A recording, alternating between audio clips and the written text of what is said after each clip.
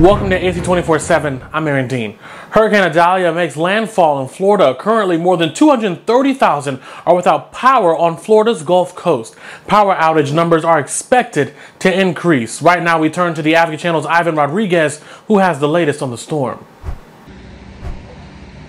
Hurricane Idalia made landfall hours ago, about 100 miles away, but we're now finally beginning to see the impact, at least early on, of storm surge, and it's not even high tide yet. Behind me, you can see just how much this water level is rising to.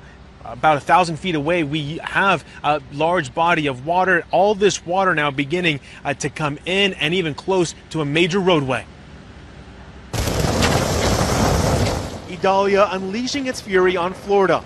The National Hurricane Center expects storm surge to reach up to 16 feet in some areas of the Big Bend region. That level of storm surge is life-threatening. This is a very, very powerful storm.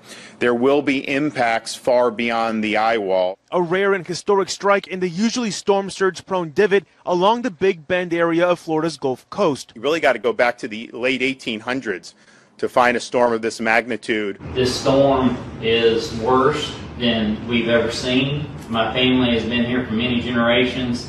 We haven't seen a storm this bad ever. Storm surge is flooding into Fort Myers homes being rebuilt from last year's Hurricane Ian destruction, forcing people to flee a restaurant in Fort Myers Beach, rising waters, turning streets across the state into rivers.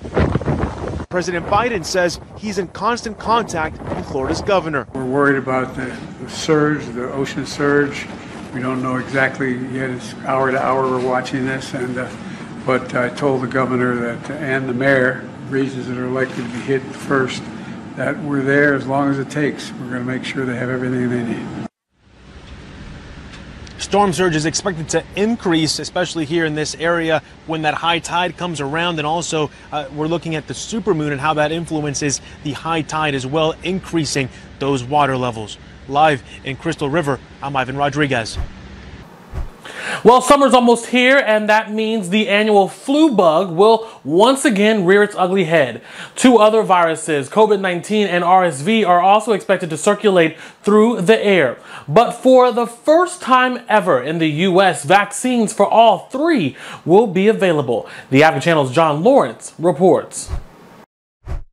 A trifecta of infections are ready to potentially cause havoc with your health. We see changing patterns of people going back to school, people being indoors in close proximity to each other, and that is usually what kicks off respiratory virus season. RSV, influenza, and COVID-19 are expected to circulate in the U.S. over the next few months, and a senior White House official says COVID-19 will likely have the biggest impact. We've never gotten to zero. The hospital admissions have never gone to zero. Now we're living in a bit of a fantasy world where we're pretending that COVID is not relevant.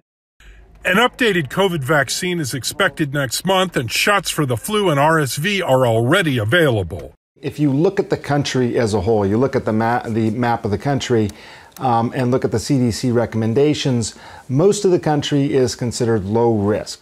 The Centers for Disease Control and Prevention says in addition to getting vaccinated, people should also try early testing, improving ventilation systems, and in some cases, mask wearing. In general, if you're not feeling well, if you're sick, the best thing to do is to avoid contact with other people if you can, and in particular, people who are vulnerable. I'm John Lawrence reporting. And thanks so much for joining us for AC 24/7. For more, you can go to theadvocatechannel.com and subscribe on the Advocate Channel YouTube page. For AC 24/7, I'm Aaron Dean.